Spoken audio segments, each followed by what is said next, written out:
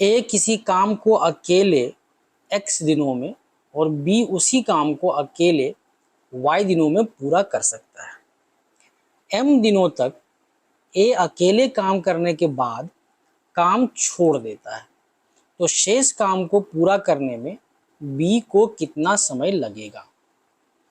समय और काम या टाइम एंड वर्क पर आधारित ऐसे प्रश्नों को आज के इस वीडियो में बहुत ही सरल विधि से, आसान विधि से हल करना सीखेंगे।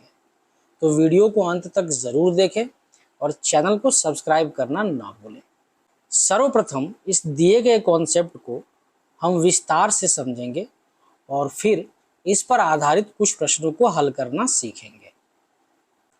प्रश्न में दिया गया है कि ए किसी काम को x दिनों में, वहीं B उसी काम को y दिनों में पूरा करता है।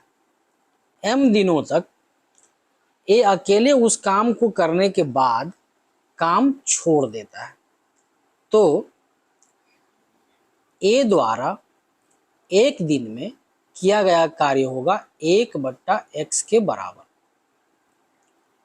तो A द्वारा m दिनों में किया गया कार्य होगा m/x के बराबर।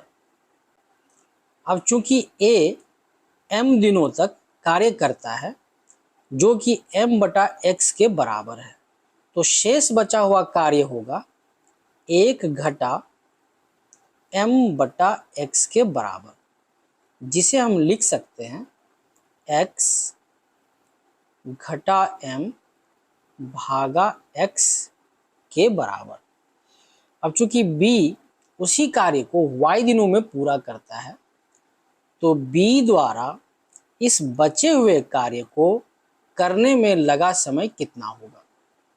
तो B द्वारा इस बचे हुए कार्य को करने में लगा समय होगा x minus m divided by x multiplied by y number of days. एक बार इसे पुनः रिपीट करते हैं।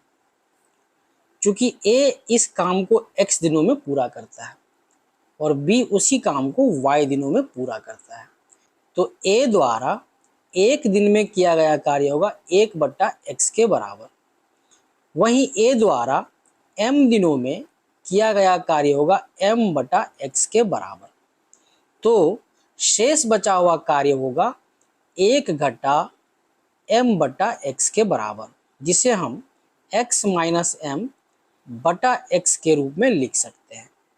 अब चूंकि B उसी कार्य को y दिनों में पूरा करता है, तो B द्वारा इस बचे हुए कार्य x घटा m/x को पूरा करने में लगा समय होगा x घटा m/x गुणा y नंबर ऑफ डेज के बराबर।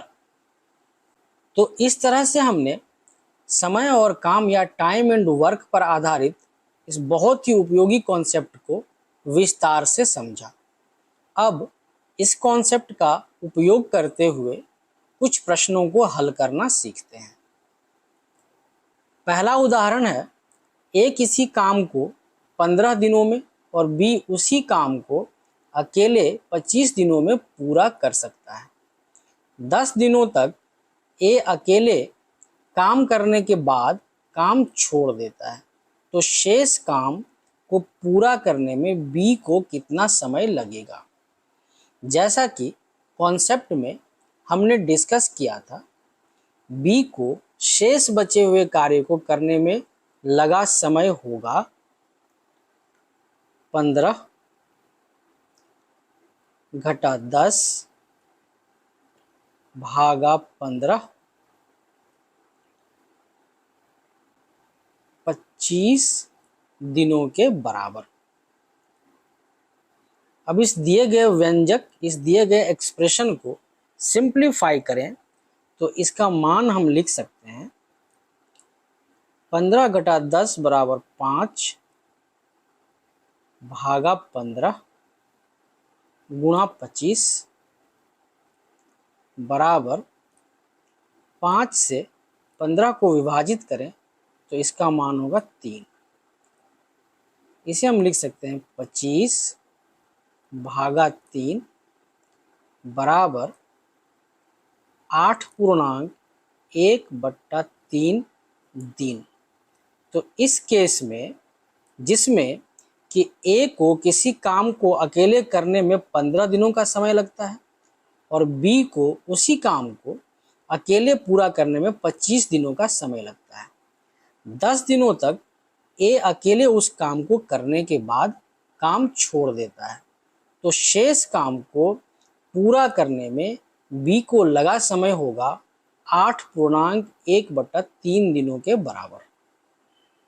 हमारा अगला उदाहरण है, आवर नेक्स्ट एग्जाम्पल इज, ए किसी काम को अकेले 35 दिनों में और बी उसी काम को अकेले 45 दिनों में पूरा कर सकता है। 15 दिनों तक ए अकेले काम करने के बाद काम छोड़ देता है, तो शेष काम को पूरा करने में बी को कितना समय लगेगा। विगत प्रश्न की भांति इस प्रश्न में भी बी को शेष काम को करने में लगा समय होगा 35 माइनस 15 भागा 35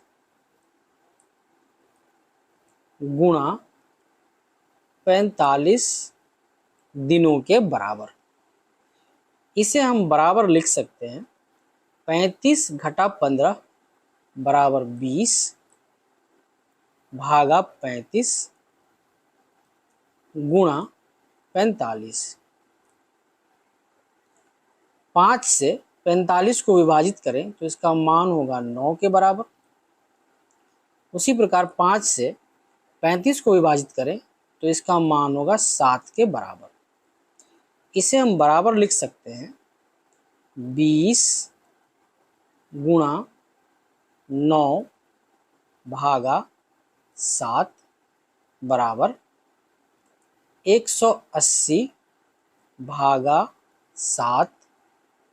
इसे और सिंप्लीफाई करें तो हम इसे लिख सकते हैं 25.5 भागा 7 दिन।